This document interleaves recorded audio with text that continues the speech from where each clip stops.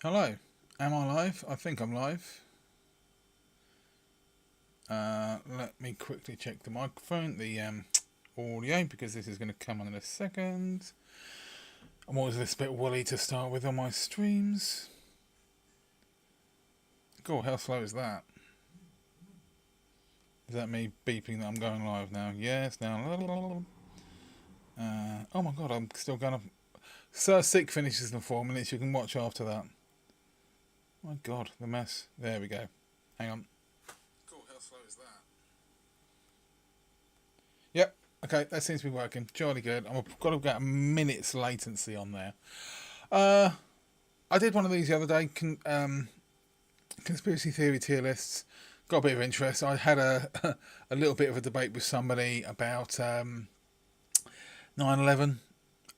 Didn't They didn't put their argument across very well, and I think they ended up deleting all their comments. Luckily, I screenshotted everything, so I might do a video about that.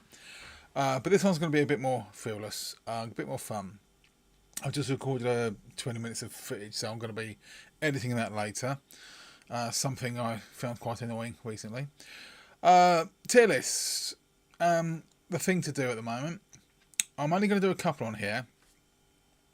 That one down there, 100 Ultimate Cartoon Pro Tags tier list. Don't think I'm going to be doing that. Apart from the fact I've had a look at that and 50% I haven't heard of. Danganronpa I know of, but I don't know enough about it, purely because of the Game Grumps.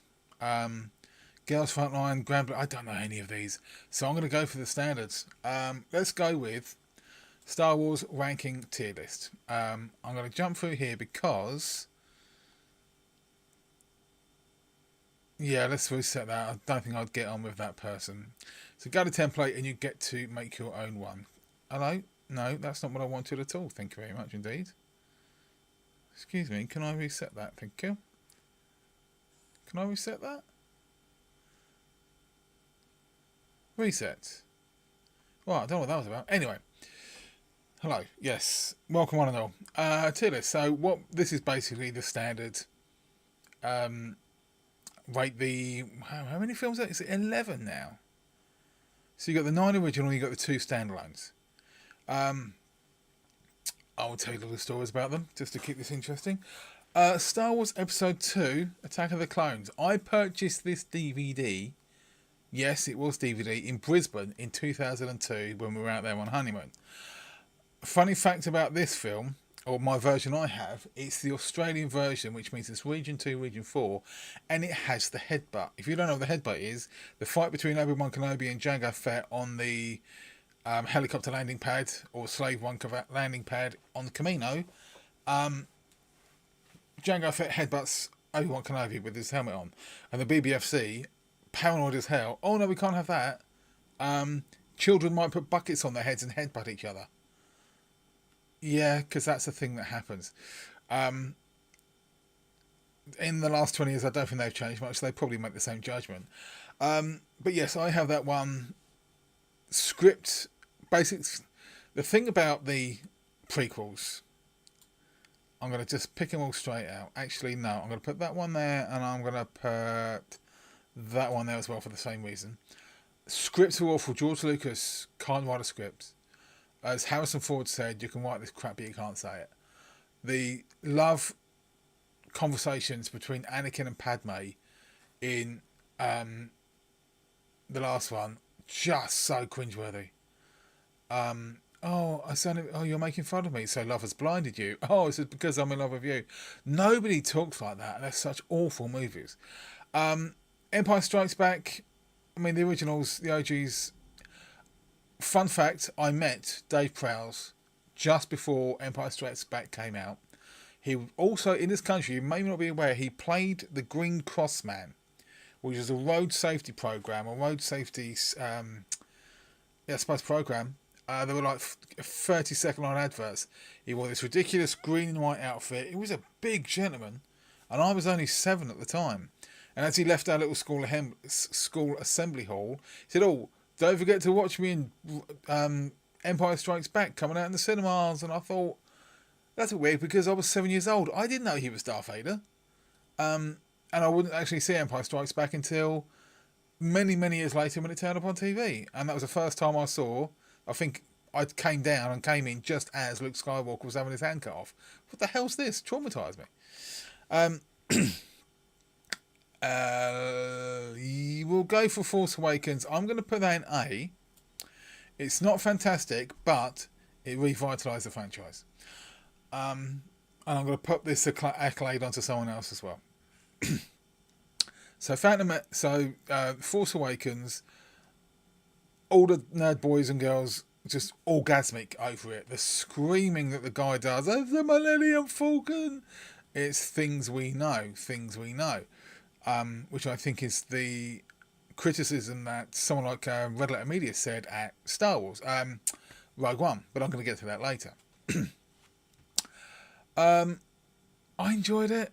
It did what it did, and it got a lot of young people reinvigorated into Star Wars, which is basically, it's, you can talk about over marketing for children, maybe, but it's kept the flame going, and now we've got Ahsoka, we've got Andor, we've got Boba Fett, which wasn't fantastic, Obi-Wan Kenobi, which was okay, Andor, I'll talk about Andor in a minute, because there's a whole thing going on with Andor. Last Jedi, not fantastic. I'm going to put that in B as well. Bit too dark. Is it Gareth Edwards or Ryan Johnson? Ryan Johnson. Gareth Edwards did Rogue One, and he had a cameo as a soldier in Last Jedi. I think he's one of the grunts in the trenches. Not fantastic, but it's a stepping stone to the final one, Rise of Skywalker.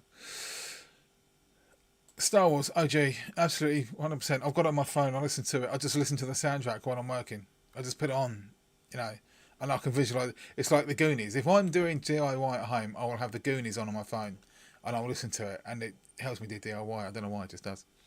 Can't fault it. Phantom Menace, I'm going to put in A, purely for the same reason I put Force Awakens in there. It revitalised the franchise. It revitalised the interest. And what's most interesting for me is I like differences in timelines. Growing up as young as I was, I mean, Return of the Jedi came out when I was 10, 1983, and Episode 1 came out in 99, so I was 26. Seems like a long time until you look at the 26, kind of makes it seem, but if you think 1983, it was only 1995 that George Lucas decided to start writing Episode 1. And the reason he started writing it, this is probably lore that everybody knows about, was because of Jurassic Park. Jurassic Park, George Lucas went along with his friend Steven Spielberg to see this amazing new visual spectacle and how far they'd advanced with special effects. And George Lucas saw that big Brachiosaurus up on screen and said, "Yes, now I can give the world Jar Jar Binks." Thanks, George. Return of the Jedi, again, same up there. There's an argument to be made for Han Solo's uselessness after he's rescued. Congratulations, you've got nothing to do now. You can be a general. OG's up there, has to be. I'm going to leave those last two. Tiny penis. Tiny penis. Rise of Skywalker. I liked it better than a lot of people are giving it credit for. The kiss was complete fan service. I mean, they hated each other. Kylo Ren killed people, for fuck's sake.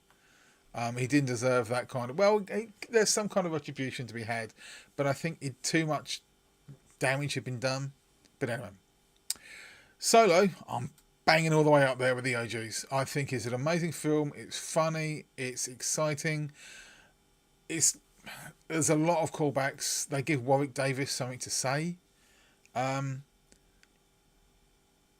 No, do you know what? It's not that fantastic. Changed my mind. Down in the A's. Better than Phantom Menace. I should put a category. Better than Phantom Menace. Better than Force Awakens. Not quite as good as the OG. I'm not going to bump everything down just to make room. But yeah, I really like it. And Alden does a fantastic job as a young Han Solo. And the callbacks, never trust anybody, that kind of thing.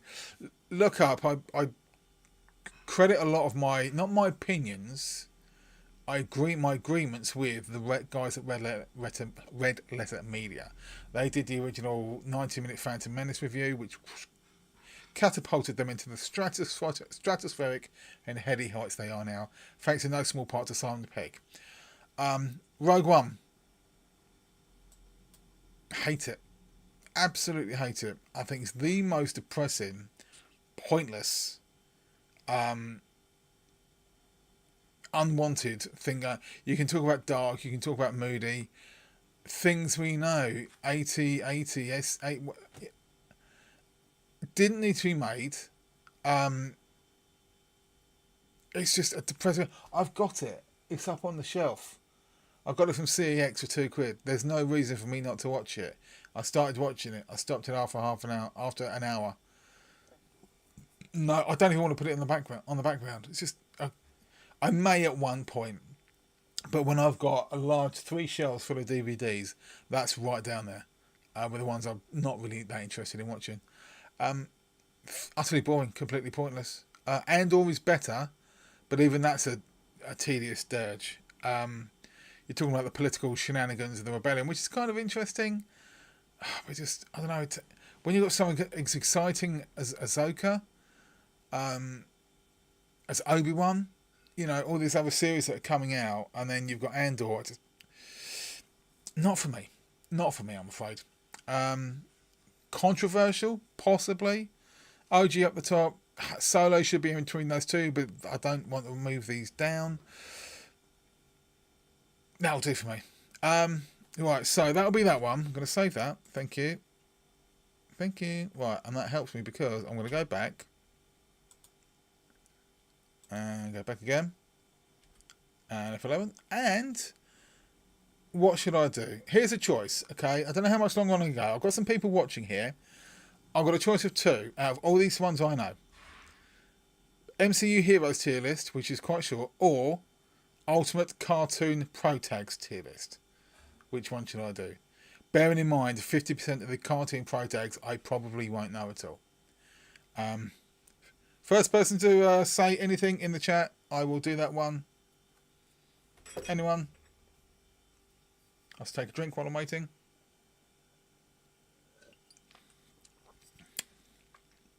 I'll toss a coin if I have to. Nope. Nobody say anything. Where's Max? Max is usually here. And I think I'll put my bloody... Oh. That's embarrassing. I'll put my phone down. I'm watching the bloody thing for the chat. No, okay. I think I'm going to go for MCU Heroes. Because it's going to be quicker. And I really don't want to be a hero on that. Reset this. I don't know whose this is. Go to templates. Excuse me. Reset. Okay. This one here. No particular order. I know most of these. So here we go. Thor. SF. Oh, somebody made quite a few distinctions on this one. S. So Thor. The first film I wasn't that impressed with. I didn't think that he was that engaging a character. It wasn't until the later films that he kind of got into his niche. I'm going to put him in B. First film is a C. Others are kind of A, around B. So law of averages, that's going to go in B. Good actor, but the films, Love and Thunder was dreadful. Absolutely dreadful. Doctor Strange couldn't have picked a better actor to play him. Benedict Cumberbatch, or Slapdivan Flopbun, whatever his name is. Spot on. It's one of the things you think, Benedict Cumberbatch in the MCU, how is that going to fit? How is that going to gel? The supporting cast was spot on as well. Benedict Wong, Rachel McAdams, and Mads Mikkelsen didn't have a lot to do. But it was a launch vehicle for the character. So, yeah, so happy with that one. Perfect casting. Mantis, Pom Klementov. That's going to go C. She had like one job to do. She's done it. And you're done now. You can go home. I'll give her. I won't put her D because I've seen her boobs. You know, that's always a rating for me. Paul Rudd's Ant-Man. Check that in A. Engaging, funny, comedy films. Very good. Michael Pena is an outstanding character actor. He has made some questionable life choices with his choice of faith. I'm not going to go into that. Just let's put it this way: it just involves handing over lots of money and getting nothing in return. He's funny in that part. He's not so good in other roles. He's quite good in Shooter, actually, with Mark Wahlberg. I must watch that again. Yeah, Paul Rudd, Ant-Man as a character, fantastic.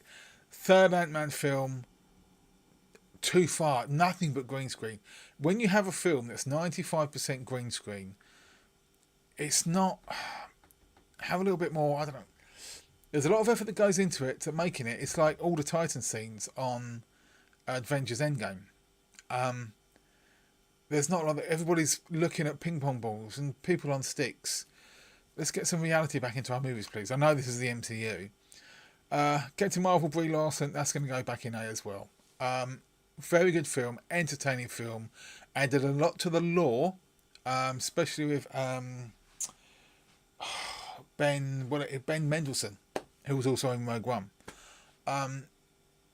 She did a good job. It was a good film. What's the word? It's where they review bombing. That's the word. When they deliberately set out to make a film fail by dint of the fact they don't know anything about it, but it's a woman in a lead role. Can't have that. Christ on a bike. Black Panther. Now this is by no dint of anything else other than my interest in the film, my interest in the character, and how much I enjoyed it. I'm going to put Black Panther in D, purely because I found it boring. It was the same thing over and over again. So it's nice to see Martin Freeman in the role. Andy Serkis, as always. Actually, no, sorry, unfair. I'm going to chuck it with C with Mantis. I'm going to put Mantis down and Black Panther up. There you go. Because that deserved to be better. It's still not a fantastic film. I'm sorry. Iron Man, OG, is Luke Skywalker. They couldn't have picked, honestly could not have picked a better person to play Tony Stark than Robert Downey Jr. I've said to anybody that will listen, if Robert Downey Jr. had not been cast as Tony Stark in Iron Man, the MCU as we know it now would not exist. There may be other Marvel films, but because of how well that film was received and the genesis of the universe that started, the MCU would not be here today. One thing I will say is the proof of the pudding is in the next one, the Hulk. Now I'm going to put that in A because we've had 3 actors play. We've had Eric Bana, who I still haven't seen that film. You've got Mark Ruffalo, who was a current incarnation. And you've got Edward Norton. Now Edward Norton's Hulk was, as it's been retroactively seen as, or retroactively established as, the first film in the MCU, even though Edward Norton isn't part of it now. There was a lot of controversy. Obviously, Tim Roth has turned up in She-Hulk as Abomination. So it's cemented with it. The film is cemented in with the entire MCU. Liv Tyler has turned up in Captain America Brave New World, further cementing its place in the MCU universe. However, it's pretty much established now that Tony Stark, Iron Man, was the first film in the MCU that established the MCU when it was going to be a thing. Mark Ruffalo is okay, injects a lot of humour into the role. Ed Norton might have played it a little bit too serious. I'm talking too much. Mark Ruffalo is a little bit too comedic, which is okay. Can't stand Smart Hulk. I think that's rather annoying. Black Widow, I'm going to put in with Thor. Good character, but not really worthy of a film on her own. I did see Black Widow, but most of that was Florence Pugh, I thought. Not really that strong a character. Good character, but not strong enough to have a film on her own, in my opinion. Winter Soldier, I'm going to chuck down with Black Panther, purely for the reason that once his job was done in Captain America Winter Soldier, that was it. He's been hanging on ever since. Civil War, he had a largest part in that, purely fighting, the big battle at the end. But Sebastian Stan, as good as he is, an American, what was it, Falcon and the Winter Soldier, which is like a clunky title going. Not a fan. Good in Winter Soldier. The fisticuffs, the hand-to-hand combat between Steve and Bucky in that film is probably one of the best fist fights ever to put to film. Yeah, but doesn't deserve to be anywhere higher than that, I think. Captain America, another OG, perfect casting. Chris Evans couldn't have picked a better man to play him. I'd seen him previously. Obviously, he was already in Marvel when he was Johnny Storm, Fantastic Four. Before that, a film called Cellular. He was in Push with Dakota Fanning, by their psychic abilities. And there's a few other films he's been in before. Nothing groundbreaking. And then this, as I say, couldn't have picked a better actor for it. Drax, bang up there. I think Dave Bautista is an amazingly perfect comedic timing. Came out of wrestling, came out of the WWE. I mean, John Cena has done the same thing. Stone Cold Steve Austin, not so to such a plum, obviously, but the deadpan delivery of all those lines that he did in the first Guardians of the Galaxy, perfect. And then he went on to do Spectre, where he played the bad guy, and he didn't say a word. Completely wasted.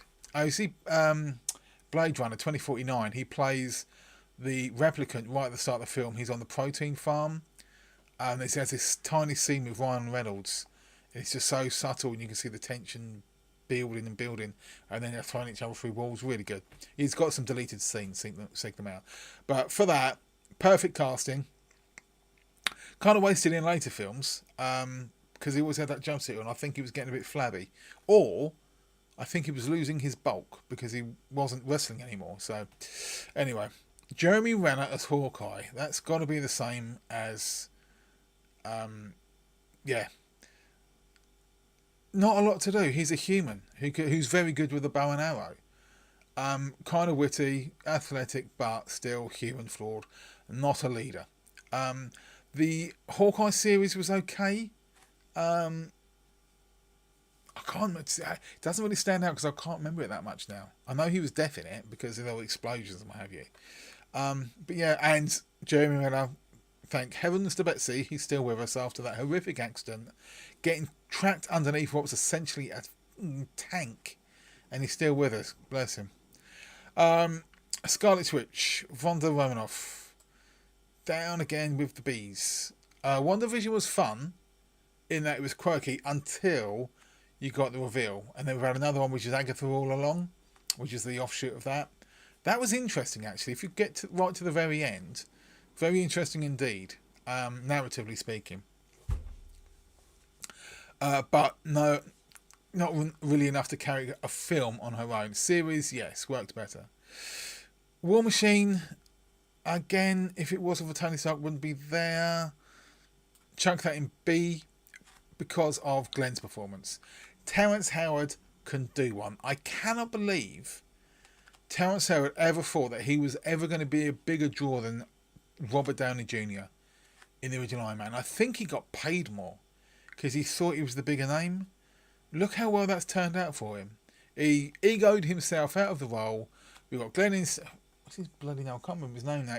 First thing I saw him in was Out of Sight with George Clooney and Jennifer Lopez. That's another good film. Next one, Groot. I'm going to chuck down with Mantis, I think. Fun in the first film. Second film, not so much. Third film, I'm sure it was just a guy in a suit. The character wasn't there anymore. It was alright with the first, and the sacrifice obviously at the end, and then there was a little twig. They kind of ruined the character after the first one, so that's why that's going there. This one, who's that? Is that another Ant-Man? I think that's just a different Ant-Man suit. So I'm just going to put that in F for the simple fact. One, I don't know who it is. And it might be a duplicate. Gamora, she was there to be a love interest for Peter Quill. A lot of emotion, obviously, with the whole Thanos thing. But as a character, just there to fill out the numbers.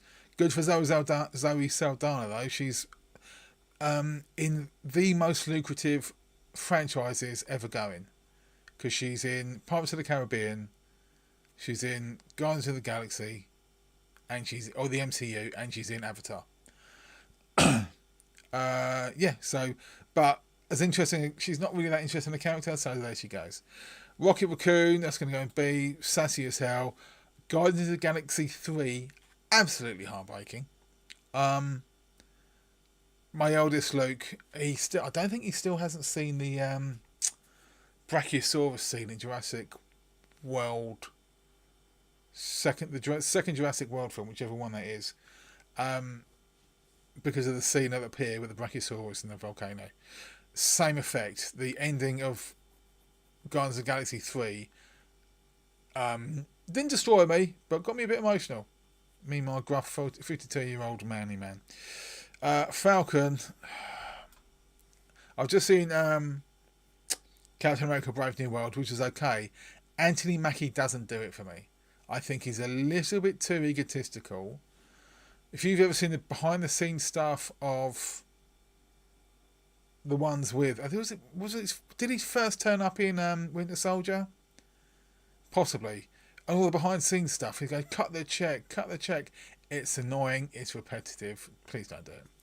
I'm not entirely sure. I think the character isn't too engaging, and his portrayal isn't that engaging.